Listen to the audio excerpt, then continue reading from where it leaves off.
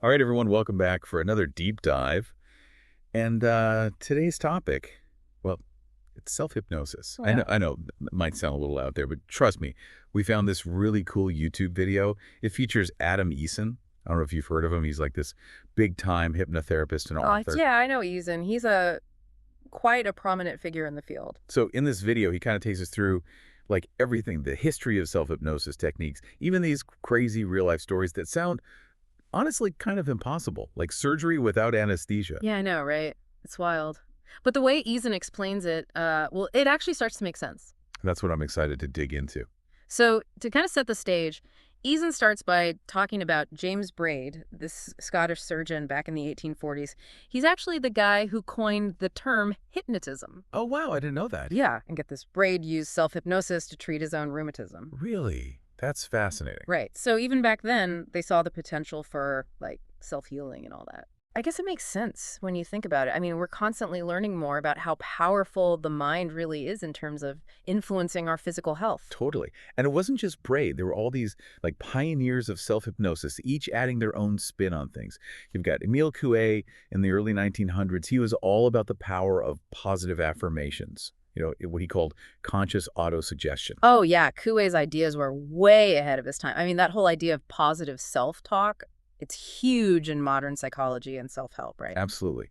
And then there's Johannes Schultz, this German psychiatrist who developed something called autogenic training in the 1930s. Basically, it's a whole system of like mental and physical exercises to help you get better at self-hypnosis. It's interesting how, like, the understanding of the mind-body connection has evolved over time. Yeah, and it all kind of led to what we now call self-hypnosis. Hmm. Eason even mentions Andrew Salter. He's the guy who, in 1941, published like the first actual academic paper about self-hypnosis. So he was instrumental in bringing it into, like, the mainstream scientific conversation. Totally. And then we get to Theodore Barber in the 1960s, who kind of flipped the script on how we think about hypnosis.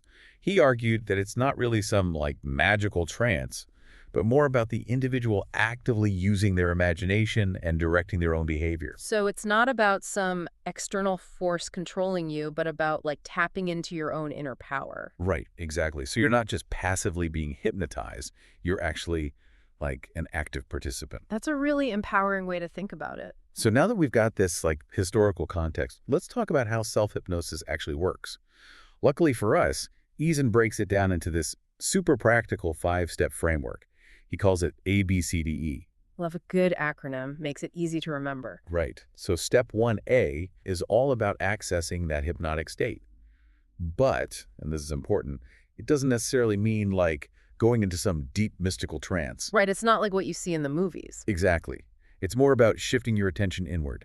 Creating a space where you're more open to suggestions. Yep. And Eason says there are tons of ways to get there. You've got the classic stuff like focusing on an object or progressive muscle relaxation. But he also encourages you to get creative. Like imagine your like ideal hypnotist guiding you. That's cool. It's about finding what works for you, right? Totally. Yeah. And that brings us to step 2B, which is all about being in control. This one really stuck with me because it emphasizes that like you are the one calling the shots. That makes a lot of sense. Self-hypnosis shouldn't be about giving up control. Right. It's more about empowerment. Harnessing your own will, your own intentions to create change. Exactly. So it's not about some external force controlling you, but you actively shaping your own experience. Yeah, and that sense of agency is probably super important for, like, building trust in the process. Okay, so once you're in control, step C is continually deepening that hypnotic state.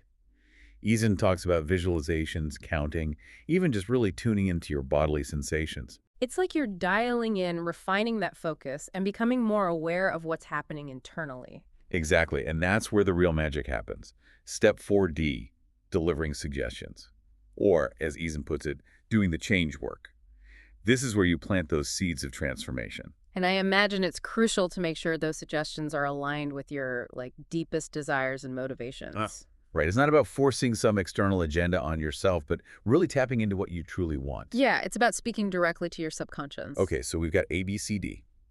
Now, for the final step, exiting that hypnotic state. Right, so you're not just stuck in this altered state forever. No, definitely not. Eason emphasizes transitioning out gradually. So the suggestions can really sink in, become integrated into your everyday life. Okay, so we've got our 5-step roadmap.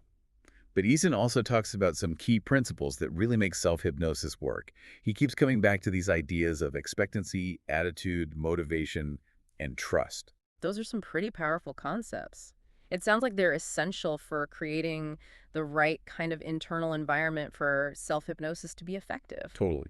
And I think it's easy to get caught up in the steps and techniques, but if you don't have that underlying mindset, it might not work as well. Yeah, it's like the foundation upon which everything else is built. So far, this is all super insightful, but you know me, I'm always eager to see how this stuff plays out in the real world. And let me tell you, Eason doesn't disappoint.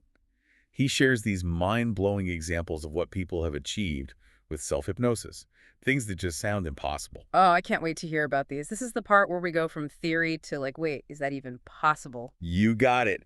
Get ready to have your mind blown. Because in the next part, we're diving into those incredible stories. All right, so are you ready for these stories? Because some of them are just wild. Oh, absolutely. In part 1, we talked all about the history and the basics of self-hypnosis. Now hit me with those mind-blowing examples you were teasing earlier. Okay, so picture this. It's 2008, and there's this guy named Alex Lenk. He decides he's going to have surgery, but get this, no anesthesia, just self-hypnosis. Hold on, wait. Surgery, like cutting people open surgery with no anesthesia? That sounds crazy. I mean, the pain. I know, right? It's pretty out there. But Lenk, he was super determined to avoid all the potential side effects of anesthesia. So he really prepared himself using self-hypnosis to manage like the pain, anxiety, all of that. And the amazing part, he documented the whole experience in detail. Whoa. Okay, I'm definitely intrigued now. So what actually happened during the surgery? I mean, how did he handle it? Well, his account is pretty intense. He talks about like hearing the sounds of the surgeons working, like hearing his own bones. But the crazy thing is he stayed totally calm, in control even. Wow, that's really something. You know, it makes you think about the nature of pain itself. Like, is it all just physical? Or can we actually change how we experience it through, like, our minds? That's a question people have been debating for like centuries. And cases like Lenky's, they definitely suggest that our mental state can have a huge impact on how we perceive pain. Like maybe he actually managed to kind of disconnect from the physical sensations and go to this place of inner peace. Okay, so we've got surgery with no anesthesia. What else is on this self-hypnosis highlight reel? We'll get this. A Canadian dentist, Victor Rausch, decides he's going to have his gallbladder removed using only self-hypnosis. Wait, a dentist doing surgery. Oh, no, he didn't operate on himself. He had a surgical team, of course, but he refused any anesthesia, opting instead for self-hypnosis to deal with the discomfort. And here's the kicker. He took detailed notes during the whole thing. Notes during surgery. That's dedication. What kind of things did he write down? It's really interesting, actually. His notes are this mix of observations about like what he was physically feeling and also reflections on his mental state. He described feeling warmth spreading through him, a sense of being detached from his body. He even had moments of humor. That's wild. It's like he created his own little world in his mind, you know, like a mental sanctuary, all thanks to self-hypnosis. It really challenges our ideas about what humans can handle, about the power of the mind. So both Lanky and Roush, they were super prepared, right? Yeah. Like, they had really mastered those self-hypnosis techniques. Oh, absolutely. These weren't just people dabbling in self-hypnosis. They were totally committed to it, had developed like incredible mental strength. Which brings us to this other story Eason shared about a guy named Gareth Lee Morgan. He was actually in the audience at Eason's presentation. Oh, yeah, I remember him. Morgan was so inspired by Eason's self-hypnosis class that he decided to have, wait for it, 3 teeth extracted. No pain relief, just self-hypnosis. 3 teeth. I can barely handle one filling. How is that even possible? That's the thing about self-hypnosis. It can tap into this, like, hidden potential within us. So, using what he learned from Eason, Morgan developed his own protocol, and, get this, he sailed through those extractions. No pain. These stories are incredible. It's like self-hypnosis is this key that unlocks these amazing abilities. Makes you wonder what else we could achieve if we really tapped into it, right? It really does. But how does it all work? I mean, is there like a scientific explanation for these things that seem impossible? Well, that's the million-dollar question. We still have a lot to learn, but researchers are definitely making progress in figuring out the brain stuff, the neural mechanisms behind hypnosis and self-hypnosis. So it's not just some mystical woo-woo thing. There's actually science backing it up. Exactly. Brain imaging studies have shown that when people are hypnotized, there are very specific changes in brain activity, especially in areas that deal with things like attention, perception, emotions. So it's more than just mind over matter. Oh, for sure. These studies suggest that hypnosis, self-hypnosis, they're actually tapping into real neurological processes, allowing us to influence our thoughts, our feelings, even our physical sensations in ways we're only just beginning to understand. This is all fascinating. But I got to ask, if self-hypnosis is so powerful, why isn't everyone doing it? Well, that's a great question. And it kind of leads us into the next part of our deep dive, where we're going to talk about some of the potential barriers and limitations of self-hypnosis. Okay, deep divers, stay Mhm. tuned. We're about to uncover what might be holding us back from harnessing this incredible power of our own minds. It's going to be a fascinating exploration. All right, welcome back to the final part of our deep dive.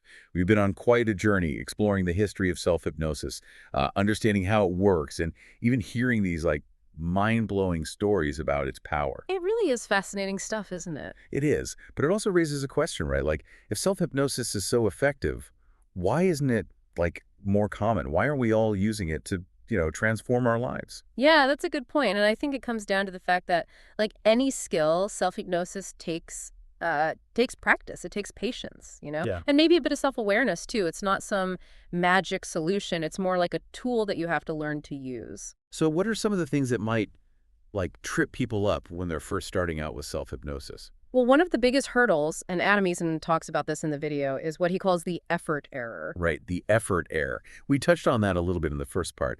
It's that thing where people try too hard. They try to force themselves into a hypnotic state, Yeah, and it ends up backfiring. exactly. It's like when you try too hard to fall asleep, the more you focus on it, the harder it gets. The key with self-hypnosis is to approach it with a sense of curiosity, of letting go. You have to allow the process to unfold naturally. So instead of trying to muscle our way into it, we should be more playful, more open to the experience. I think that's a great way to put it. Imagine you're exploring, venturing into this uncharted territory within your own mind. Instead of forcing your way through, just observe. Notice what's happening, how your thoughts and feelings are shifting. I like that. It takes the pressure off, makes it feel less intimidating. So what are some other roadblocks people might run into? Well, anxiety is a big one. People might worry that they're doing it wrong, that they're not going deep enough, or that they're just not good at it. Oh, I totally get that. Self-doubt can be a real buzzkill. It really can. And it ties back to that principle of expectancy we talked about. If you come into it with fear or doubt, it's less likely to work. So how do we shift our mindset? How do we go from fear to actually believing it's possible? Start small. Don't set these huge, overwhelming goals right off the bat. Don't expect to jump into pain-free surgery or anything like that. Begin with something simple, like using self-hypnosis to relax, improve your sleep, maybe manage everyday stress. Makes sense. Build up that confidence gradually. Exactly. And remember, it's a skill that develops over time. Just like learning an instrument or a new language, there will be times when you stumble. Be kind to yourself, enjoy the process of learning, and don't be afraid to reach out for guidance if you need it. It's about the journey, not just the destination. Well said. And as you continue to explore this power within yourself, who knows what you might discover? Well, folks, that brings us to the end of our deep dive into the world of self-hypnosis. We've covered a lot, from the fascinating history to the latest scientific research, and of course, those amazing stories that just left us in awe. And while we talked about some of the challenges, I hope this deep dive has also sparked something in you, a sense of curiosity, of possibility. Self-hypnosis is this incredible tool, and it's available to all of us. So as we wrap up, we leave you with this question. What area of your life could you transform with the power of self-hypnosis? What hidden potential are you ready to unlock? The journey awaits.